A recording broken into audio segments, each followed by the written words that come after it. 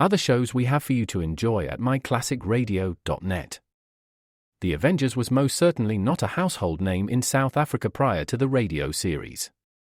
With no national television service until 1976, the mechanism simply was not present in the country to show television programs to mass audiences. While many other countries reveled in the filmed adventures of John Steed and company, South Africa was not equipped to join in the fun. The series took Britain by storm and made a major impression in the American markets, being that greatest of rarities, a British series given a network transmission slot. However, as a filmed series, rather than a videotaped one, The Avengers was able to gain a modicum of exposure in South Africa through film rentals. Come and listen at myclassicradio.net.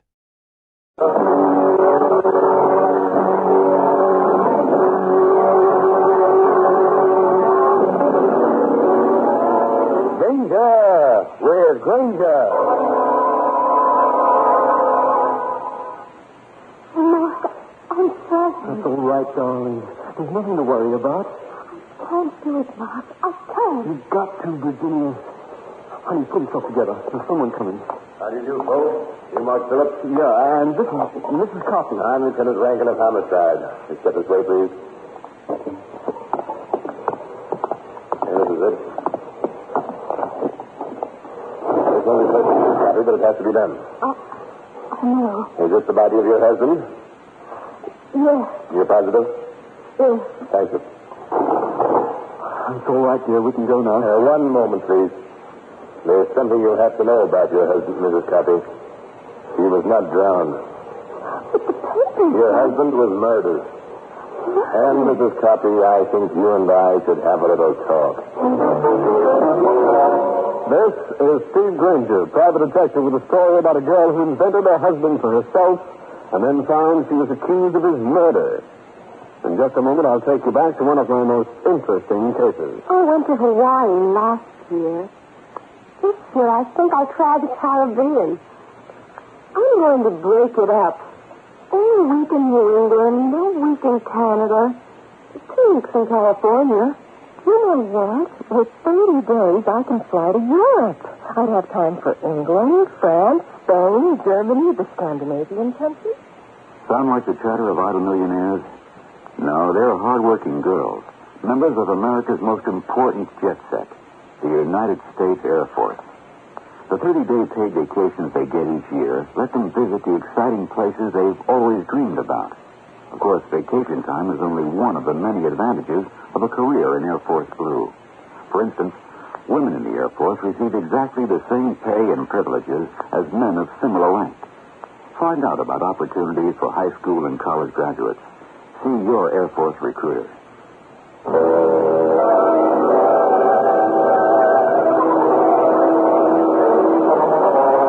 This is Grainger. It isn't often that a private eye sees much of the better side of human nature, like love, warmth, and affection. But I saw it all right in the young couple who faced me across my office desk. Mark Phillips was a tall, well-tanned, good-looking young guy. The girl, Virginia Morse, was much on the beautiful side. Her hand rested in his.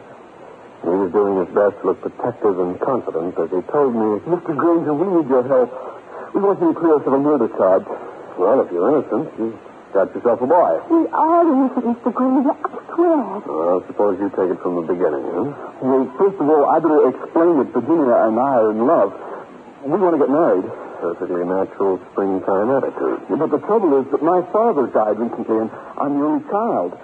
When I mentioned marriage to my mother, she went into quite a tantrum. Mother had the idea that any girl I wanted to marry would only be marrying me for my money. That is, money which I'll inherit. From Mother. Right. So Virginia and I put our heads together and worked out a plan. It seemed quite a good one at the time. You see, my mother wanted to engage a secretary. She asked me to make the arrangements, so I thought it was a perfect opportunity to get Mother to know Virginia. By having her take the job? Yeah. The only thing was that Mark's mother insisted I married women, and I didn't have a husband. So we invented a husband for her. Your middle name must be Edison. How did it work? Splendidly. Mother liked Virginia immediately.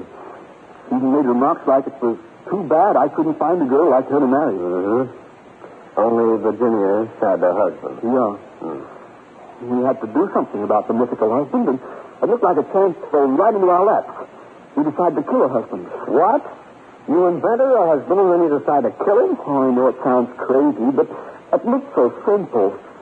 There was an item in the paper about the body of an unidentified man being pulled out of the East River. They thought he'd been drowned. So Mark worked it out that we should go down to the morgue and identify this man as my husband. It's getting crazier by the minute. But when we get down there, Lieutenant Rankin took us to see the body, and then told us the man hadn't been drowned. He'd been murdered. Died of bullet wounds. And they said that we... I get the idea. Instead of being number 1 and 2 in the wedding parade, you found yourselves number 1 and 2 on the suspect list. Yes. They released us on our own recognizance, and we came straight to you. You've got to clear us, Grainger. I don't care what it costs. Yeah. Well, I guess this is one time where my middle name is Cupid. And I'd like you to try and keep it out of the newspapers, and keep my mother from finding out. You kids don't believe in making my job easy, do you? Okay, it just so happens I know Lieutenant Rankin pretty well. I'll go down to Homicide and talk to him.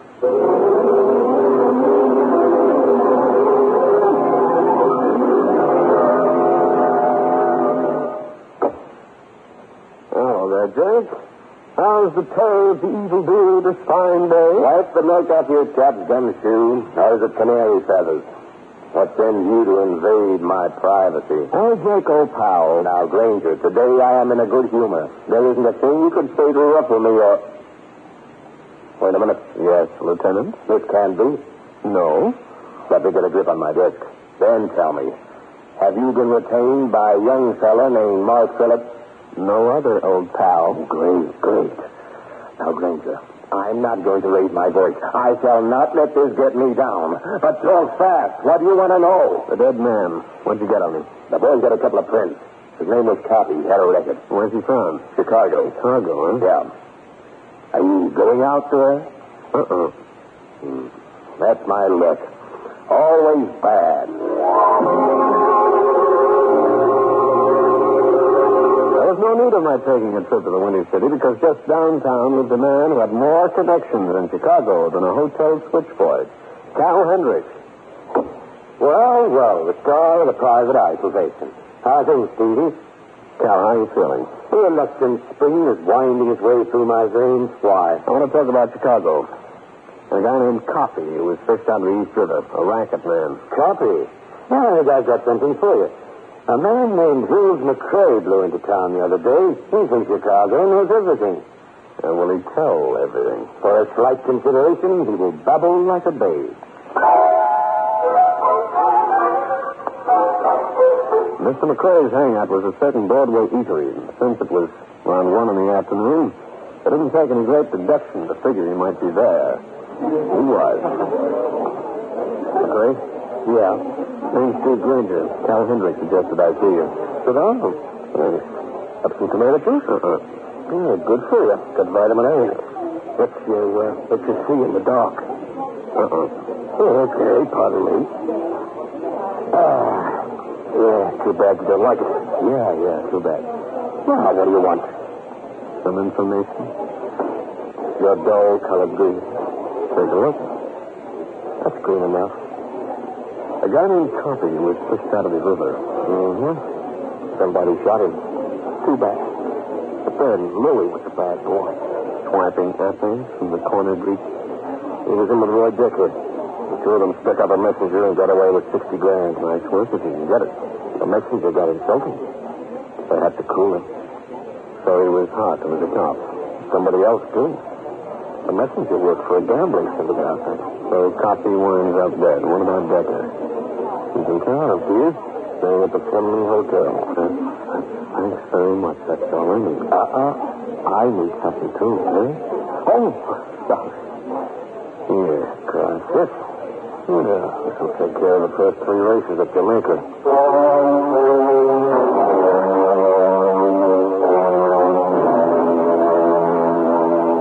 This was the Fleming Hotel on the Midtown side street. It looked just like 1,000 other flea bags.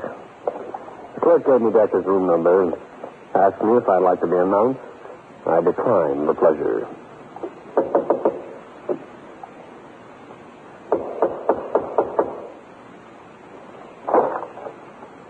What do you want?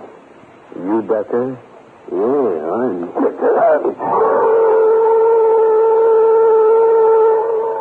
When I opened my good eye, I was reclining on the floor of Decker's room.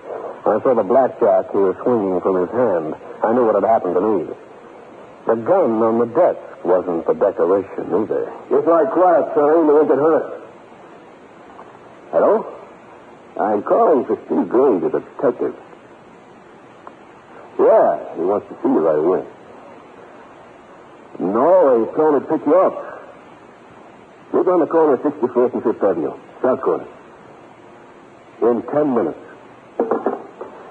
Nice of you to write down your client's name, Grainger. That was Virginia Morse? I gotta have a little chat with her. She claims to be Lou Coppy's wife. You must know what happened to something Coppy heisted from me. Will it be 60 grand? It could be. Thanks for coming around, Gumshoe. You saved me a lot of work. Don't mention it. Well, the Morse fellow wasn't married to Coppy. I know that's true. I met his real wife in Chai. Get up. I like it down here. Okay, I won't argue with you, Grainger. I must have cut. I'll continue with this interesting story in a minute. Dear in Paris. The Grand Canyon National Park was created by the U.S. Congress in 1919. Sightseeing in Arizona.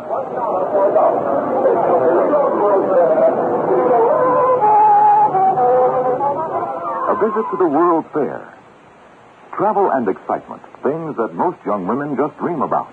But travel is a part of the Air Force way of life, an added bonus for the women in the Air Force. Air Force women enjoy 30-day paid vacations each year, just like the men in the Air Force. In addition, they do meaningful work, important work for themselves and their country. High school graduates qualify for the WAC. College graduates are eligible for officer training schools. Registered nurses and dietitians can receive direct commissions. If you're interested in travel, training, excitement, and a satisfying career, see your local Air Force recruiter. I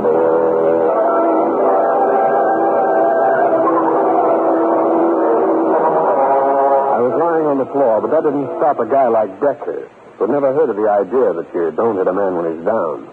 He batted me around the ears with a blackjack again, and I went to sleep. When I came to, it was dark. When I tried to get up, I found out why. He'd locked me in his hotel room closet. I was trying to figure out how to get out when I heard... Grainger, you in there? Yeah, who's that? Never mind. Wait a minute. Wow, there's McCrae. Thanks. Oh, don't mention it. How'd you happen to charge here? I left you in a restaurant. I know Decker better than you. I figured he'd pull something, so I followed you over here. When you came through the lobby and you didn't, I came up. Hey, what time is it? 1:15. You've been cold for just 5 minutes. I believe it's 5 minutes. I've still got time to stop him. I picked up the phone and asked for the police department agent. When they answered, I asked for Lieutenant Rankin, and I was holding my breath as I heard the buzz on the line at the other end.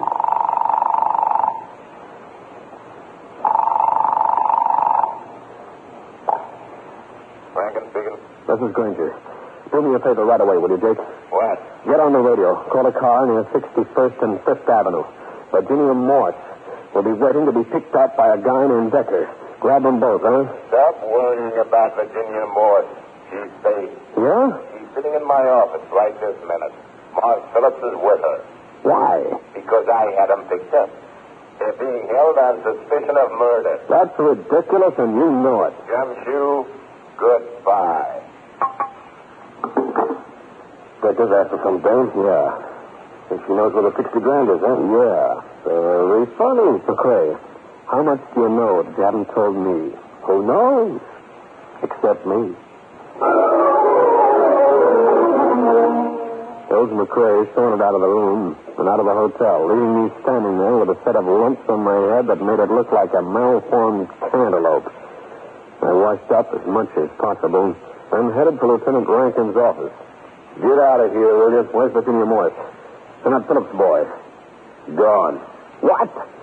I hadn't opened my mouth to ask a single question when a whole battery of lawyers with a whole battery of writs moved in on me. Better keep an eye on that girl. Look, Grainger, why don't you go back to your office? You can probably go out and serve a few summons. You can pick up a few skip tracing jobs. Because we've got something very definite on Virginia Morse and Morris Phillip. What? We've got ourselves a witness. To the murder? He's awaited at the Pompeian Room in the Uptown Hotel. Well, what about him? He waited on them during lunch the other day. He overheard them discussing how they were going to get rid of her husband. But, Jake, that's only circumstantial evidence. Anyway, you heard their story. It was all part of their plan to get the boy's mother to agree to his marrying Virginia. Yeah. When Phillips noticed the waiter listening in, he got tough and threatened him. What about that? Kid stuff. He probably couldn't resist the temptation to act it up. Anyway, in spite of all that, Copy had a wife in Chicago. Maybe he likes them in pairs. Just a minute. Franklin. What? From Chicago? Claiming about it. Where's he staying? Westmore Hotel. Okay, I'll get over there. And I'll be done. Lieutenant, don't tell me. Let me prove to you that I'm a detective. Would that be a call to say that Copy's real wife just got in from Chicago and is claiming the body and that she's staying at the Westmore? Stranger, one day when I've had enough of this job and will be only too anxious to get kicked off the force, I'm going to personally bat a baseball over your skull. And just to turn the other cheek, my friend, let me give you a little tip. There's a man in town named Decker who lives at the Fleming Hotel. He's mixed up in the case in some way.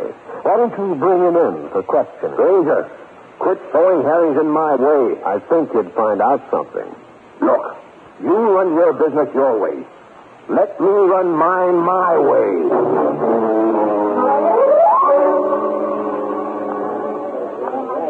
This was the lobby of the Fleming Hotel again. As I walked through, I looked around carefully. Sitting in an understuffed leather chair was a man I'd never seen before. A man who seemed very interested in what I was doing.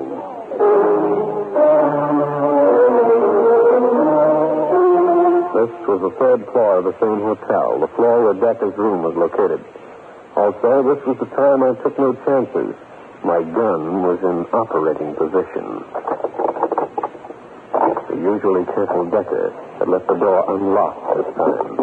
I moved towards the closet, wondering if he had someone else incarcerated, when I stumbled. And what I stumbled over was Mr. Roy Decker. A very dead Mr. Decker. Roy Decker was lying on his back, sightless eyes glazed towards the ceiling. In spite of the fact that he was no great loss to the world, I wasn't happy. Because every time I stumble over a step, it usually means I'm stuck with more strife. In just a moment, I'll bring you the climax of the case. Do solemnly swear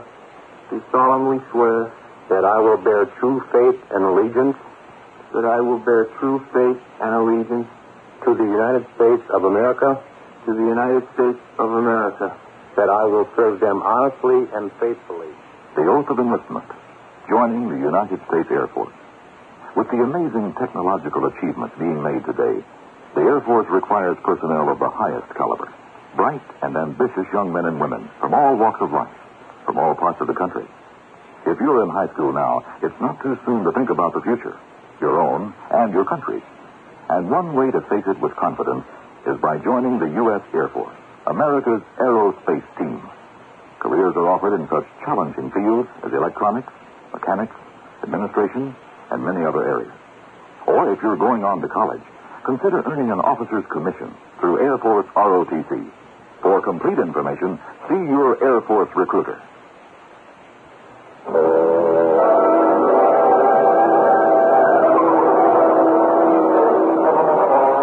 When a private investigator runs into a murdered man, the smart thing to do is contact the cops and wait. As I did. Not just because I believe in helping the law, but also because I believe in keeping my license. It didn't take long for Lieutenant Jake Rankin to show up. No wounds, beaten around the head. Yeah. Stranger, how much do you know about this man? He's from Chicago. He and Lou Copy were mixed up in a holdup and a murder. Think he killed Copy? I don't know. Go through him, will you? I'd like to know what you find. Carries a blackjack, a gun, Billfold. Got a few hundred here. You know, a driver's license. Lives on Upper Clark Street. Got in New York 3 days ago. Yes. And for a plane ticket. The turn part hasn't been used. This makes it begin to look like the Phillips boy told the truth. I'm not so sure.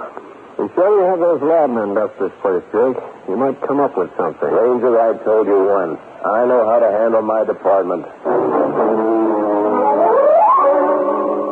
I nodded goodbye to the police officer and left the Fleming Hotel, walked up Broadway towards the Westmore Hotel. At the desk, I was told Mrs. Copy occupied room 917. As I turned, I noticed something. The same man who'd eyed me in the lobby of the Fleming was repeating his performance here. I decided this was not the best time to call on Mrs. Copy.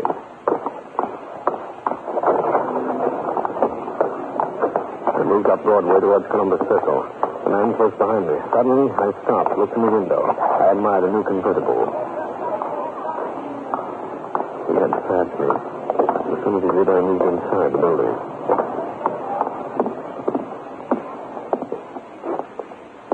Like something in a car, sir? Yeah. Beautiful blonde and 10 gallons of gas. But I haven't time right now. Sorry. I walked straight through the showroom and out a door at the back, effectively losing the guy on my tail. Then I headed back to a spot opposite the Westmore Hotel. I waited, and 5 minutes later, the man showed up, went into the lobby. A few seconds later, he came back out again and beat it back towards Columbus Circle. This was my chance to get to room 917 and the talk I wanted with Mrs. Copy.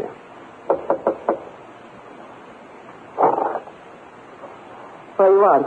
You, Mrs. Copy, Lou Copy's widow? Who are you? What do you want? Inside. Hey, who are you pushing? No man named Decker. Why? He was your dead husband's pal. So what? He's up in his room at the Fleming Hotel. Somebody worked him over with a blackjack. You're a police officer? The laboratory men from downtown are there by this time. They'll dust the place of fingerprints. They should find plenty from what I saw. Why come up here and tell me this? Just in case you wondered what happened to Decker. What do you mean by that crap? Nothing. Nothing. What are you looking at? Oh, nothing. Pardon me. Why not? Yeah? Yeah, I know. I see. No, in a little while. Yeah. So long, Mrs. Copy. Just a minute. Where are you going? I'll see you later, Mrs. Copy. Come back here. I want to talk to you. Come back here, I said. Help! Police!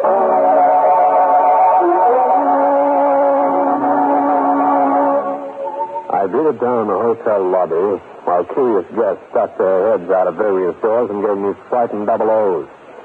Finally, I made it to the telephone. Luckily, my man was in his office. Reagan speaking. Jake, this is Grainger. I got something for you. Now what? Come up to the Westmore Hotel. You been bothering Mrs. Copy? Listen, will you? I'm going to get a room. Ask for the number. And get here as fast as those pudgy legs of yours will take you. I beat it over to the desk, told the clerk what I wanted, showed him some numbered letters, and got it.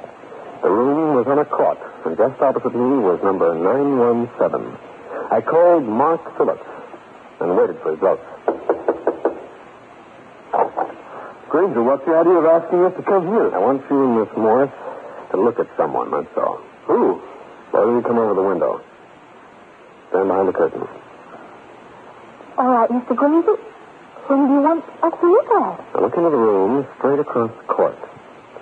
See that woman packing her bag? Yes. What about her? Ever see her before? Not me. I haven't either. You sure? Of course. Has this got something to do with Lou Copy, Grainger? Both of you go down to the lobby and wait for me.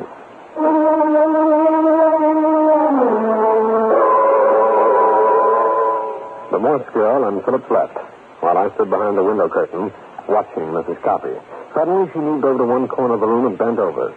By standing on the radiator, I could make out what she was doing. Something important enough to send me around to her room in double time. Oh, so you came back, Grainger? You've got my name, eh? Was that what the guy told you? The one who called you on the phone when I was here before? Maybe. Huh? Why did you come back? You know your husband pretty well, didn't you? I should have. They've been married 3 years. Uh-huh. Whatever happened to the $60,000 he and Decker got out of the messenger holdup? Why ask me? Okay, Grainger, reach. Well, little foreshadow. Steady's gone. Right. I figured this, and it happened. I've got it. Turn around, Grainger. Why, thanks. Nice of you not to give it to me in the back. Good shooting, Mrs. Coppy. Thanks. Keep your hands in the air, Grainger. The fool. I told him to get rid of the gun. That's the one that killed your husband, huh? Shut up. You know, you were here in New York when your husband was killed. I saw the airplane ticket book on the desk. You made 2 trips. I thought that's what you started when you were smoking. Too I bad. know something else, too. I saw you take a bundle of money from in back of the baseboard over there. That's an old trick to get me to turn around. Keep your hands up. That must be the $60,000, huh, Mrs. Coffey? You got it when the dead man on the floor shot and killed your husband. You've been a little too smart and a lot too snoopy, Grainger. But you're not going to be either anymore. I've always had a theory that no dame can shoot straight. Well, there's one dame who's going to demolish your theory, and you with it. Hey, Grainger, I thought... Stop, Rankin!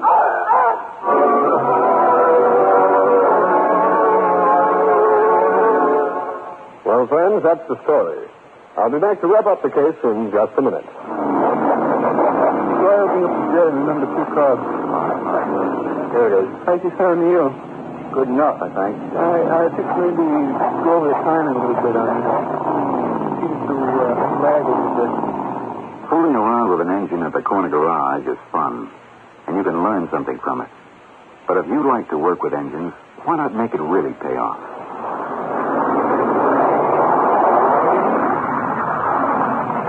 That was the roar of the B-52, backbone of the Strategic Air Command.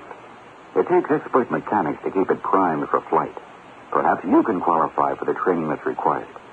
In the U.S. Air Force, you'll build a career for yourself in a vital aerospace specialty.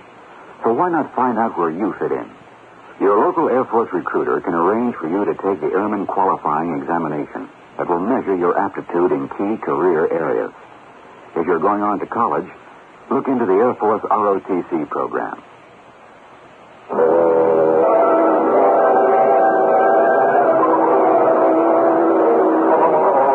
Mrs. Coppy turned away from me to fire at Lieutenant Rankin, whereupon I lifted one number 10 and kicked the gun out of her hand. He went down to the lockup while Virginia Morse and Mark Phillips were freed of any charges. Even my Southwest pal, the lieutenant, was elated. Well, it's just as you called it, Grainger. Coppy walked out on both Decker and Mrs. Coppy. He found out where he was the same time Decker did. He found out before. She got that mug to shoot him and keep the dough while she flew back to Chicago to establish an alibi if she needed one. The only thing she hasn't told us is why she killed her partner. The mug? When ballistics get through, Jake, you'll find that the bullets in Coppy will match the gun he used to hide Sneeze. And Mrs. Coppy had to get rid of them. Maybe. She was going to use the old dodge. The mug was dead. She'd shoot me and make like an innocent bystander. Oh, I'd never believe a story like that. Well, thanks for something. Yes, and the 2 kids. Virginia Morse, Mark Phillips. Oh, yeah. They must have squared things with his mother. Here, look at this. Hey. Mrs. Emmeline Phillips announces the marriage of... Request your presence formal. Formal? You going to wear a monkey suit? Obviously, dear boy. Oh, aren't you afraid of being mistaken for the waiter? After all, you don't look your best when formally dressed. Quite the reverse, Lieutenant. When in a tux, I look deluxe.